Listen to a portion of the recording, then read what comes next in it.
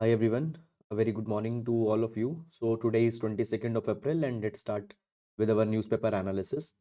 So guys, in this session we are going to discuss all relevant articles that are there in the Hindu newspaper. We are going to see articles with their background, and also you can download this explainer notes from the Telegram channel. Link is given in the description box in YouTube. So let's get started with the discussion. So today I'm not a little bit well, so I might be a little bit low on energy. So please manage with that. So every class we start with a quotation. So today we are going to take quotation from Prince Pritchett. So Prince Pritchett says that your ethical muscle grows stronger every time you choose right over wrong. So guys, you might have heard about the story of Pinocchio. You might have heard about the story of Pinocchio. So, Pinocchio, whenever he did something wrong, his voice of conscience, which guided him that what is ethical, what is unethical, it became more and more weak. So, every time we do wrong, our tolerance for wrong, it increases. You might, for example, once in your life, fine, you might have done something wrong. Before doing it, you were very fearful, but once you did it, what happened? Your fear came down, and there might be a possibility that once you have done something which was wrong, you'll do it more often. Why? Because your ethical muscle that was stopping you, it has grown weak. So every time we do wrong, our ethical muscles become weak, and every time we do right, our ethical muscle becomes strong.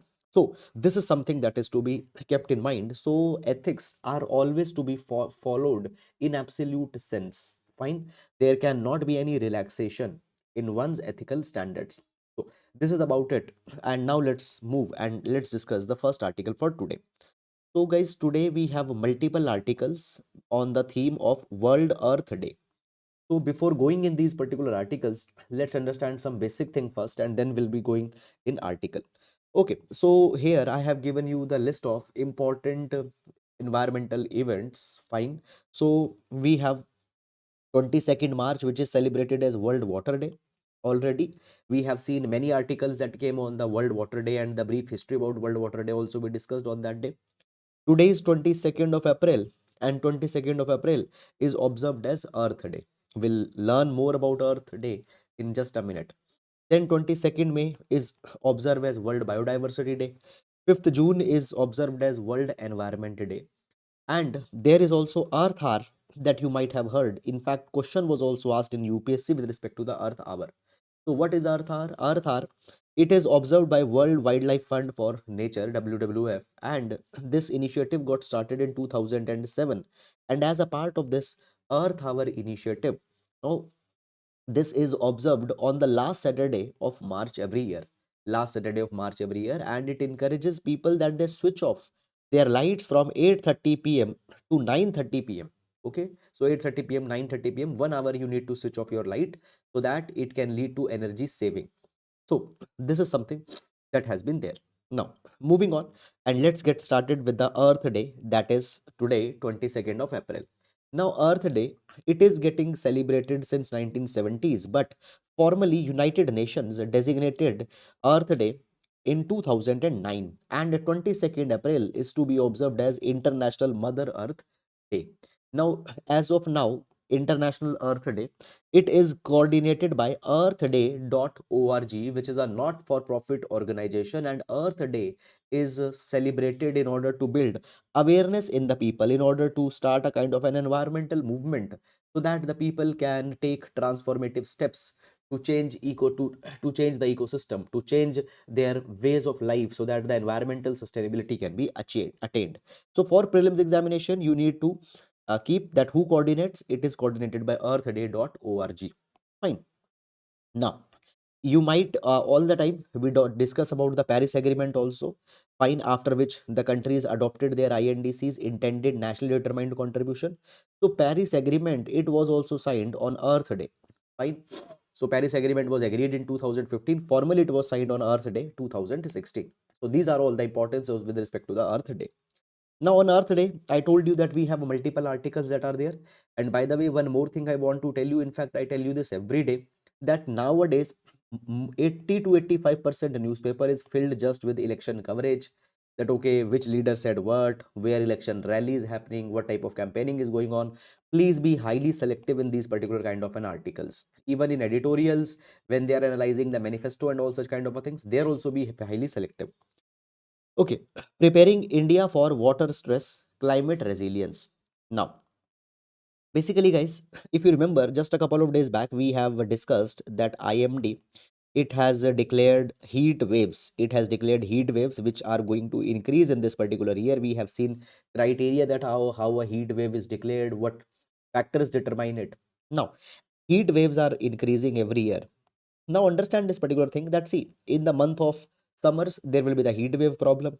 Then briefly there will be the problem of water crisis kind of a situation will prevail during the month of summers. Then around the month of October and November there will be the pollution problem that will be there. Now what has happened? We think that all these particular problems are episodic. They'll just come and then they'll go. They'll come and then they'll go. We need to understand first of all that these problems are not just episodic problem that they'll come and automatically they'll go. Now they are going to become the part of our life, and we need to develop certain systems by which we need to develop certain systems by which we can solve these particular problems in over a long horizon.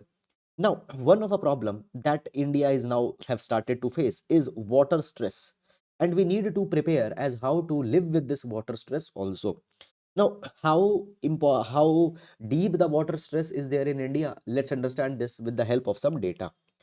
Now, when we talk about India, guys, fine, so around 18% of the world population is right now in India, according to United Nations Population Fund, which is written as UNFPA.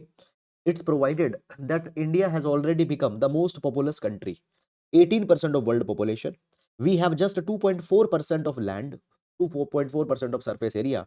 And when we talk about the fresh water resources, we have only 4% of the fresh water. So 4% of fresh water resources, and it has to sustain 18% of population. So you can just imagine that how deep water stress is there in India. Also, when we talk about guys, the reservoirs, find the fresh water sources, they are facing a kind of a crisis. For example, out of 150 primary reservoirs of water that we have, just 38% are at their are at their capacity. Majority of them are below their capacity. Okay, moreover, if you I have already discussed also with you, there is wise report, fine, which is wise report which has says this particular thing, that the Hindu Kush Himalaya region will lose 20 to 50%. Basically, glaciers in the Hindu Kush Himalaya regions, they will lose 20 to 50% of their volume by 2100. So water stress, it is going to increase even more. Water stress is going to increase even more. Now, at the same time, guys, water disasters are also increasing. Water disasters are also increasing. And here we have data from UN World Water Development Report 2020. And this particular report said that 75% of the natural disaster that came in the last 20 years, that is 2000 to 2020, 75% of the disasters in these 20 years were water disasters. They are flood, glacial lake outburst, floods. Okay, such kind of crises are there. So we need to manage water resource more judiciously. Fine. So in this capacity, what we have to ensure now, over a very long period of time, we have treated water in compartments, water in silos, but water, it impacts every sphere of life. So water's relation with food cycle, water's relation with energy systems, water relation with the standard of living, all these things we need to recognize. Let me give you some example. Let me give you some example. Now, uh, first of all, before going in the example, there is green water versus blue water concept that I want to discuss. Green water versus blue water. Now, what is green water? So the water that is stored in soil as a soil moisture, water stored in vegetation, water stored in plant, tree trunks, etc. So that water is called as green water. So water stored in vegetation, plant, soil moisture, that is green water. But the water which is there in rivers, pond, lake, aquifers, okay, aquifers, that is the blue water. So one more thing, you should not be having any confusion. Water even that is there below the earth in the groundwater table, that is also the part of blue water. Okay, so we have green and blue water, both are very important. Now, water's relation with economy and energy and all such things we were discussing. Now let's discuss that. So according to India Employment Report 2024, now this particular report gives the information as which sector constitutes how much of the population. According to this report, it is said that India employs 45% of its population in agriculture. So agriculture employs 45% of the population, and most of the labor force, it is absorbed by the agriculture. So this is one of a dominant sector. And at the same time, there is one more report by Council on Energy, Environment and Water, CEW. Now, this particular report says that the monsoon patterns are changing. Monsoon patterns are changing. 55% of the tehsils, okay, they are seeing significant increase of more than 10% in the southwest monsoon rainfall. So, their monsoon rainfalls are increasing by more than 10%. Now, you might think that, okay, this is a good news, but this is not good news. Why? Because this particular increase in rains that have happened, it's not stretched over a period. Rather, there are the intense spells of rainfall in very less time. A lot of rainfall will happen, which is actually bad, which is actually bad for crop sowing, bad for irrigation, bad for harvesting. So this is actually impacting agriculture in a negative way. Now understand this thing that when we talk about agriculture, water is the most important input for agriculture. If water availability is not there, or if water is available at wrong time, then that might impact agriculture. And if agriculture will be impacted, 45% of our population will be impacted, which will be a major impact in our economy. So water relation with economy is something very important, but we often don't take it in account. Then water and energy is also one more important aspect. Now, we are talking about clean energy transition. We are going and we are deploying the clean energies. And in clean energy, one of a focus of India is to develop green hydrogen. Green hydrogen. Now, green hydrogen is being said that it is a clean fuel that we want to develop. Now, let's understand a little bit about green hydrogen so that you can make a little bit more sense of about this particular article. Okay. Now, basically, guys, how green hydrogen is made. How green hydrogen is made. Let's understand this thing. Now, see. So basically, hydrogen is very rarely found free in the nature. Okay, so finding hydrogen existing freely in the nature is actually little bit a difficult thing. So what we do, we take water, H2O, and we use electrolysis. Electrolysis. In electrolysis, electricity will be used to split water. Electricity will be used to split water in hydrogen and oxygen, and that hydrogen will be stored, and that will be the green hydrogen. Because electricity that we are using to split this H2O in hydrogen and oxygen separately, this electricity we derive from the clean energies. This electricity we derive from renewable energy. So therefore, this resultant hydrogen is called as a green hydrogen. So in green hydrogen, what we do, we would use electrolysis and we use water. So guys, you see this particular thing, that water availability, it is very important for making green hydrogen. Water availability is very important for making the green hydrogen. So therefore, our decarbonization also depends on water availability, because if water will not be there, okay, water will not be there, then green hydrogen cannot be made, because it is principally made by splitting water. So this is something. Then also next thing that comes here is that even yeah, also comes this particular thing that even when we are making the policies, during policy making also, this particular connection is not often recognized. Now you see this particular thing, that what needs to be done. Step number one, way forward. Step number one, first we need to understand this particular thing, that how water in fact interacts with food system, energy systems. And keeping this particular thing in mind, we need to do the policy making. So first of all is the need of informed policy making. First of all, there is need of informed policy making. Second thing is that, see, we have a lot of schemes, lot of initiatives which aims to reduce the water wastage in India.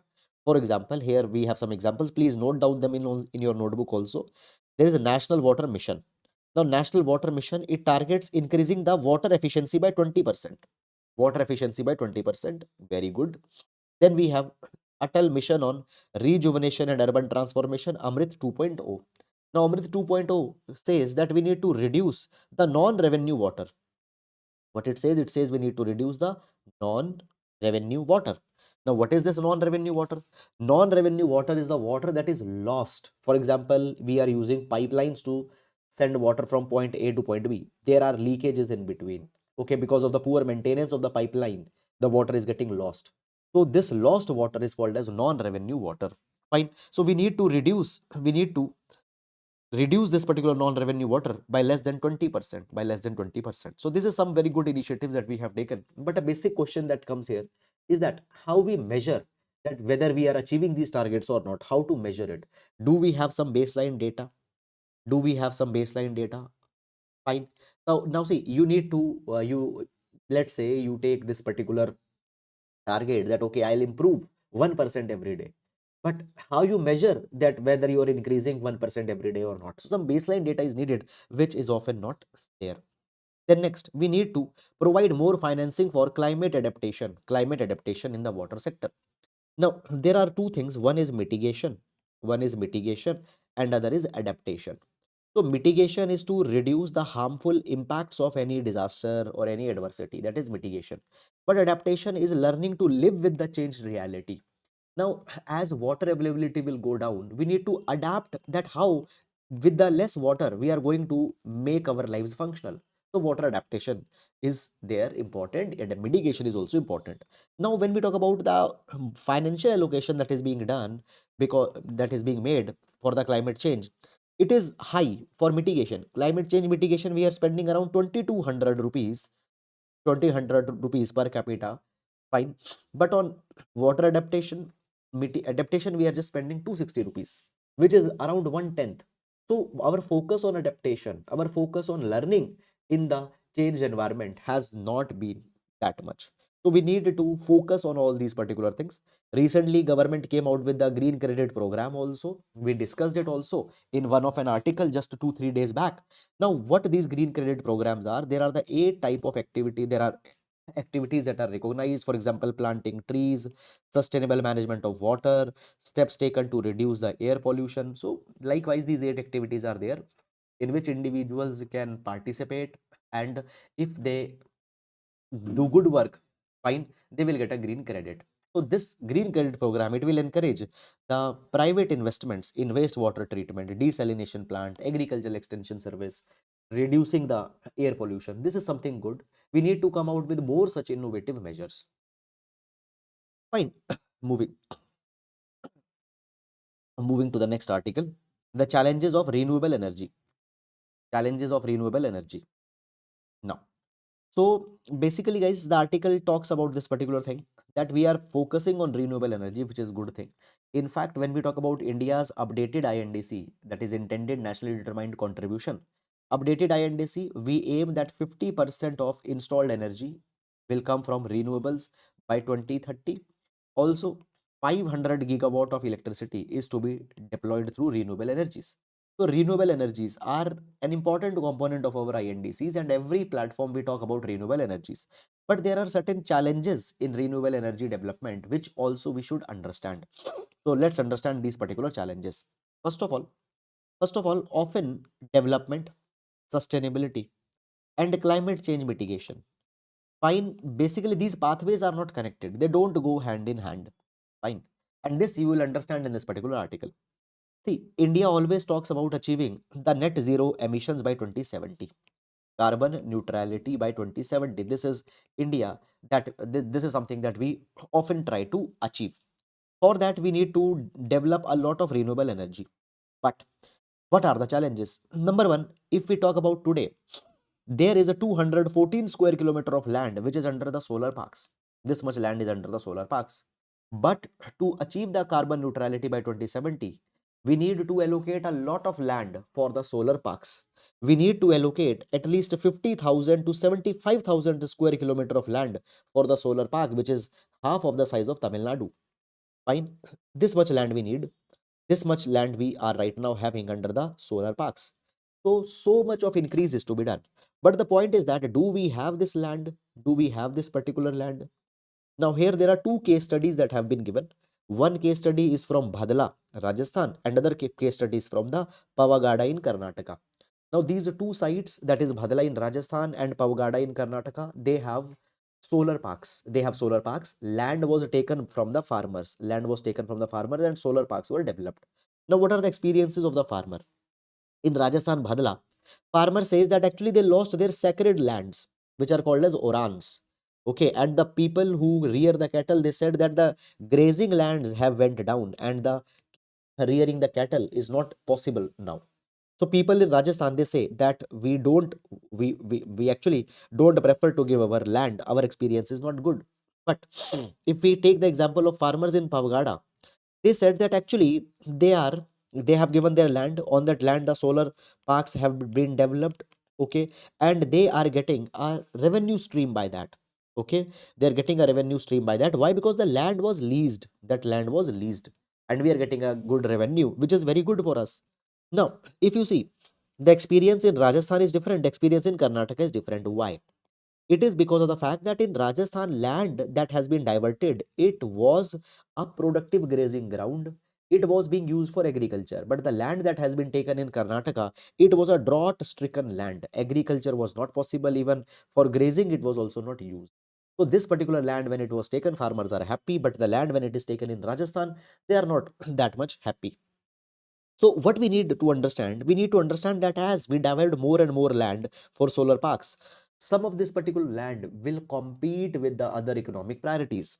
For example, for example, you see this particular thing, this land will compete. So land is used for agriculture also. Land is being now used for solar park also. So it will compete with agriculture. Often there will be the biodiversity loss also that will happen because of the large solar parks that will be developed. Okay, we have the example of great Indian mustards. So great Indian mustard in Rajasthan, what is happening? They have faced a habitat loss because of the solar park construction. Often they get electrocuted in the wires, fine, and they die. So biodiversity loss also happens. And see, when we talk about the solar parks, you need a lot of water. Why? Because solar panels are to be cleaned at regular intervals. If they will not be cleaned, their efficiency will go down. So they have to be cleaned at regular intervals. So therefore, a lot of water is needed to wash these solar panels. But are these areas, for example, Rajasthan, what is the biggest problem for the Rajasthan? Water availability is the biggest problem in Rajasthan. So water is not being factored when the solar parks are being announced. So these renewable energies will compete with water. They will compete with agriculture. They will lead to biodiversity loss. Even in the case of green hydrogen, we have seen that a lot of water is needed for green hydrogen. So therefore, certain way forwards, certain solutions are there which we need to explore. Number one, we need to experiment with the ownership model. Ownership model. Now, what is to be done? Basically, the solar parks that are to be developed, they are not to be owned completely by the state or by the private company. So farmers need to be made co-owners. Farmers need to be made co-owners. So that the money revenue that is being made by the solar park, it can be shared by the farmer. So what it will do? It will improve their income. It will stimulate the local economy. It will also improve the energy access. Okay, that is one. Next is that now the solar parks, if a land is being, now see, if you are taking any farming land for any industrial purpose, there is environmental and social impact assessment that is compulsory. Environmental and social impact assessment that is compulsory. Fine. But for the solar and wind park, they are not required to go for environment and social impact assessment. For them, it is not compulsory. But sometimes these lands, they are dislocating people. So therefore, here also we need to ensure that the environmental and social impact assessment should be done. Then, waste land classification.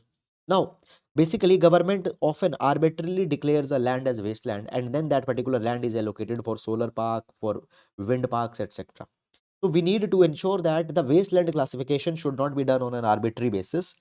Consent should be taken from Gram Sabha. Consent should be taken from Gram Sabha so that they can also participate. So make this exercise more participative and more deliberative. Then agrovoltaics. Now, what is agrovoltaics? Very important keyword, please write. Agrovoltaics refers to pairing the solar and agriculture together. So basically, a same field of land should be used for dual purposes. We'll develop the solar panels also here and the agriculture will also be done. So solar panels should be deployed in such a way that there is a gap in between. There is a gap in between. For example, what can be done? So let's say this is land. So rather than deploying the solar panels on land, what we can do, we can create a structure, a stilled kind of a structure like this. And on this particular structure, we can deploy solar panel. We can deploy solar panel. In between, there should be the necessary gap so that the sunlight can penetrate and can provide the required sunshade to the plants. So for every crop, we need to design this particular pattern so that they are getting the adequate sunlight, and even the solar panels are using that same land. So this same land can be used for agriculture, for solar power production, even the cattle can be reared on that same land. So this agrovoltaic concept is to be explored. So this is something that is there.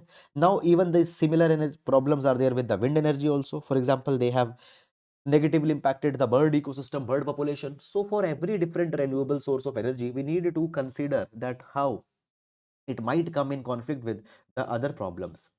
Fine. So this is all about it. And now moving to next article.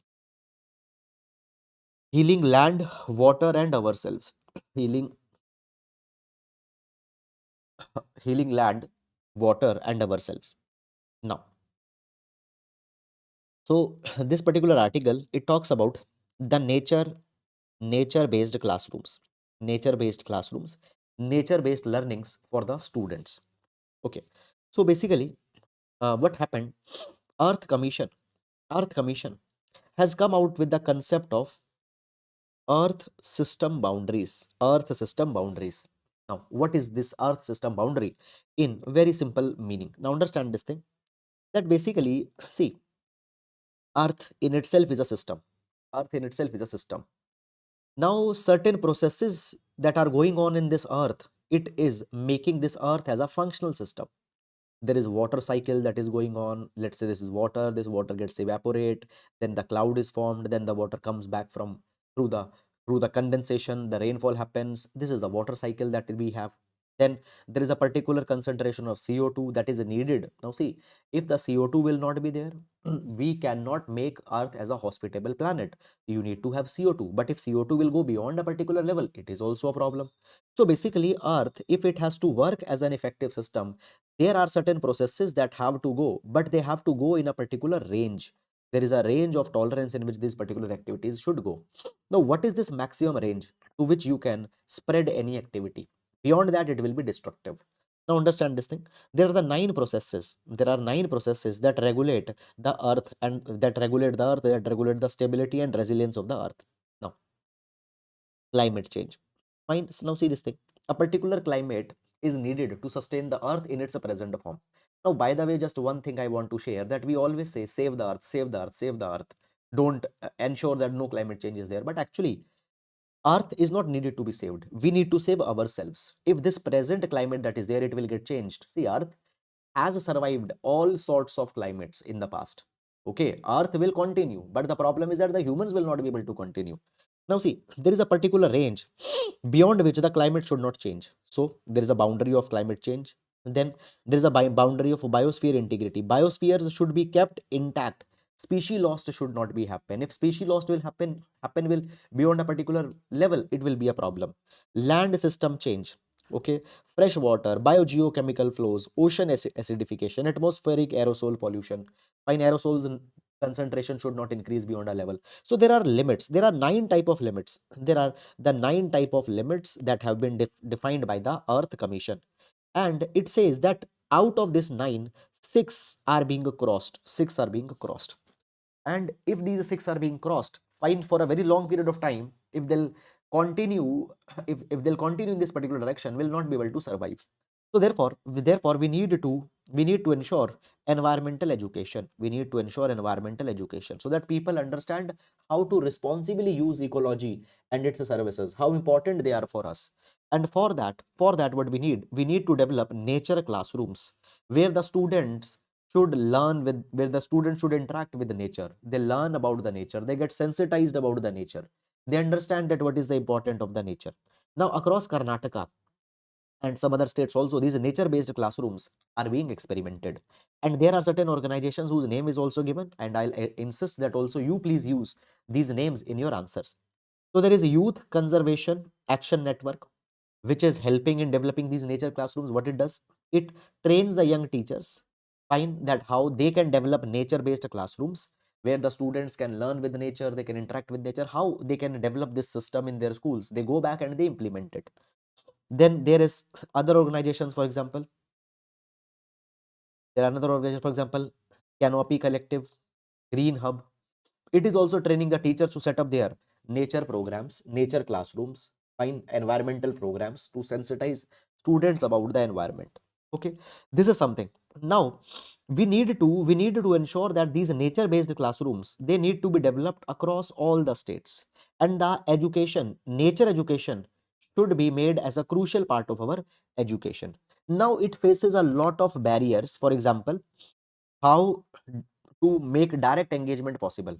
Every school might not be in a vicinity of a forest or a jungle, so that direct engagement is problem. There is a problem of that educators are not there who are trained, who can sensitize the students with respect to the environmental education.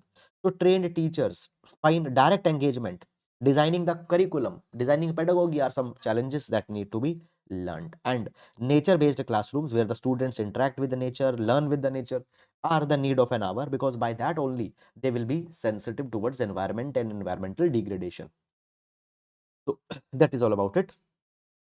Now moving to next one, sobering assessment. Now this article will see with respect to GS paper number 3, economy. So recently what happened, IMF, IMF, International Monetary Fund, it has released its forecast with respect to the economic growth around the world. It has released the forecast with respect to the economic growth. And according to the forecast that it has released, it has revised the forecast. Particularly the developed countries, it says that okay, they are going to register the good economic growth. Number one, worldwide economic growth forecast has been revised to 3.2% from 2.9%, which is a good news. Even there are the geopolitical crises going on, such as Russia Ukraine war, Israel Hamas war, but still the world will grow at 3.2% compared to earlier 2.9%, which is a good thing. But also it has, what it has done, it has basically, there is a gap between north and the south. North refers to the developed rich countries, south refers to the developing and underdeveloped countries. So basically what has happened, the growth prospects for the south, they have been revised downwards. They have been revised downwards. The poorest countries in Africa, Latin America, okay, Asia, they have suffered the most because of the COVID-19 pandemic, and their economy, their growth have been revised downwards.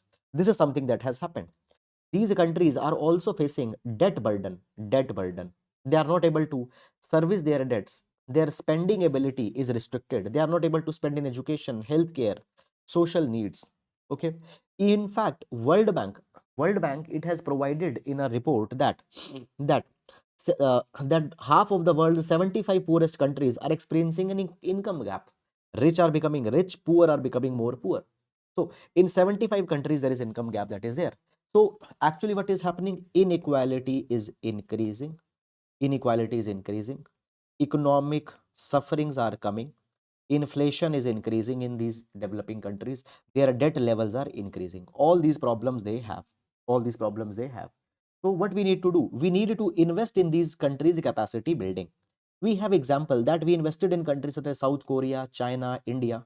World Bank has provided them funding in the past, and today what has happened, they have become economic powerhouse. They have become economic powerhouse. Similarly, countries of Latin America, countries of Africa, they are now needed to be provided adequate funding so that they can overcome the economic sufferings that they are facing.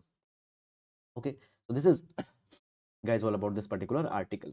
And now moving to the next article. Former Supreme Court judge moots permanent commission for appointing judges. Now, guys, when we talk about particularly, now this can be used in GS paper number 2, judiciary related issues.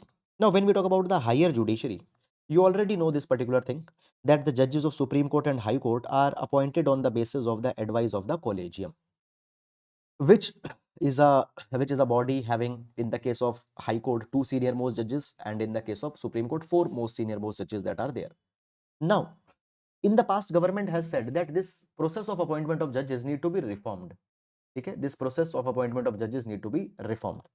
Now, the former Supreme Court judge, Justice RF Nariman, fine, he has suggested that actually what we need to do, we need to develop a permanent commission.